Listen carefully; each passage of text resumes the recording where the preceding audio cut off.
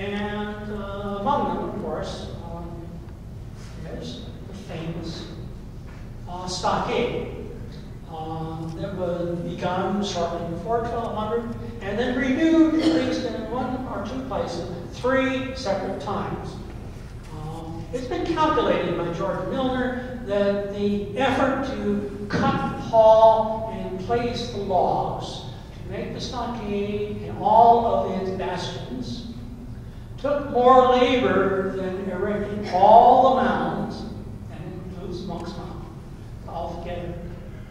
And bear in mind, the mounds were not necessarily erected all in go, but added to sequentially. So, in the space of 50 to 75 years, a tremendous effort was spent in creating a stockade. Looks like it's very defendable, but there is no evidence that it was ever stormed. There are no arrowheads nearby, no burning, but maybe just the mere specter of that stockade was sufficient to ward off the kind of challenge. I like to believe that the stockade represents something else, and that is the dedication of effort into recreating a cosmogram, a kind of pentagonal surface of line that surrounds the Monk's Mound and the 2 mounds to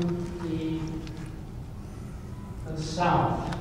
You can see very well here in this image.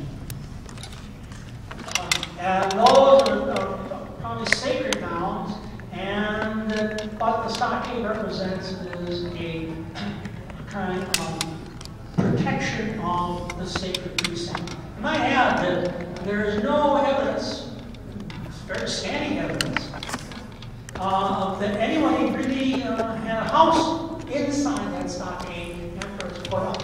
In fact, all the occupation that we know about is on either side of it, stretching along that plain bar, so stretching towards the right-hand corner and the left-hand corner. There we have very considerable deposits at that time period. So maybe it's a stockade in the manner of pioneer stockades, which are set within a scattered population, only to be used as a redoubt in case the alarm is raised.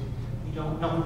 The labor that went into it was considerable, and the labor must have represented a considerable dedication for a very purpose. What is there now? Anything? I mean, do you see any traces of this? Yes, it's been reconstructed alongside. I wish I had my laser pointer, but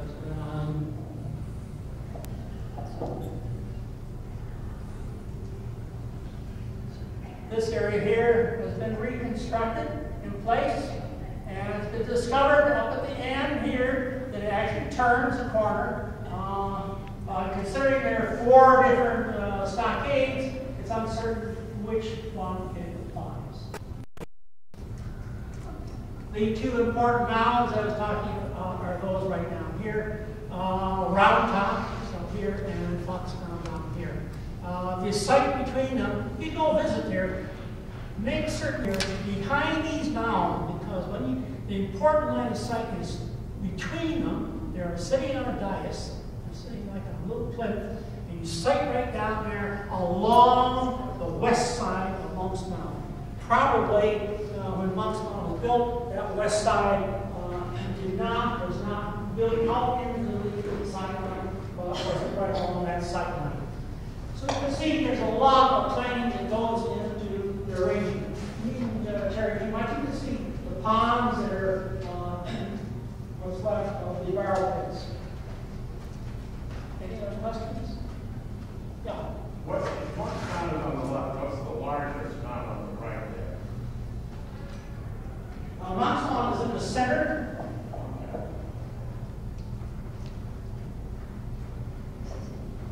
That is Monk's Mound. Yes.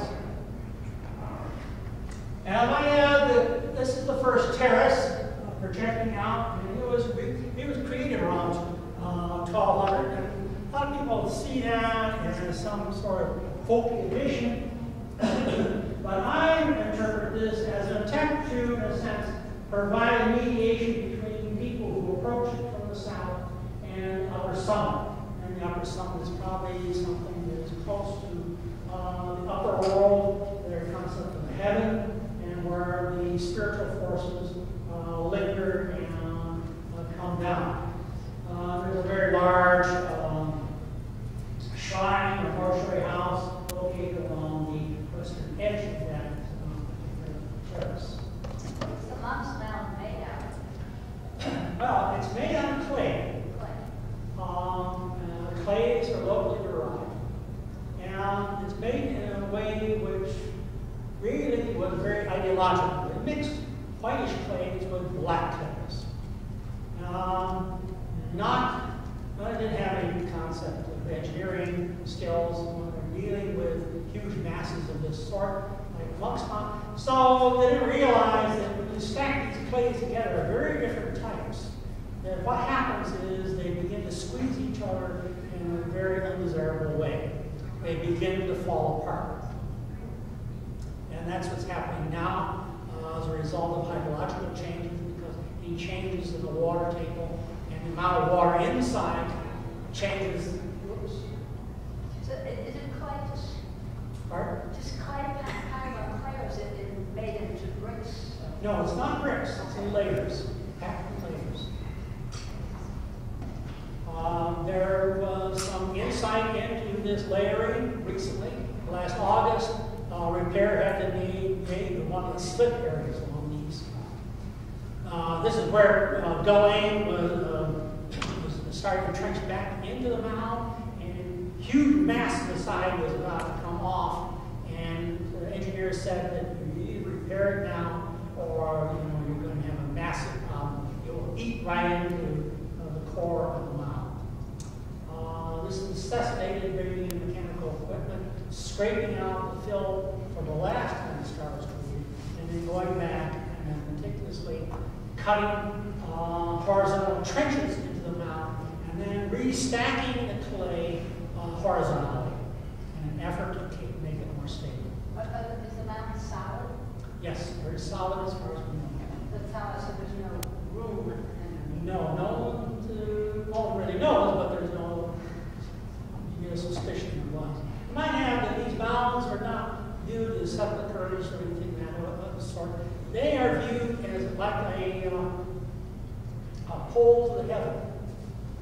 So it's recreating kind of one of these striped poles that are very common among the Plains Indians, the prairie people, the Natchez and so on. But do it in earth and create it as high as it can go. So in one sense you could say Monk Mound went up 100 feet because basically they couldn't get it any higher without it tumbling down. No stone was involved. There's no way of getting firmer materials brought to bear because they had this notion, hey, you've got to have colored soils. And then they didn't think about the problems that ensue when these colored soils interact, because the weight there is tremendous. It's been calculated that when you cut into the mound, the weight is so great that some of the clays actually ooze out like toothpaste from a tube. So it's very dynamic and very dangerous. You can see right away a lot of steps have to be taken to conserve what is indeed a marvelous monument.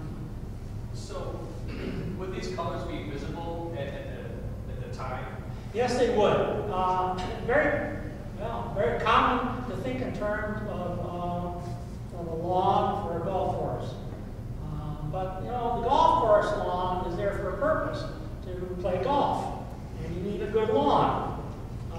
But here, lawns are just a nuisance. I'm sure the Native Americans were very precious, prize their colored soils very deeply. And there are no lawnmowers, there are no sickle forces out there cutting down all the grass. Instead, it's probably kept as clean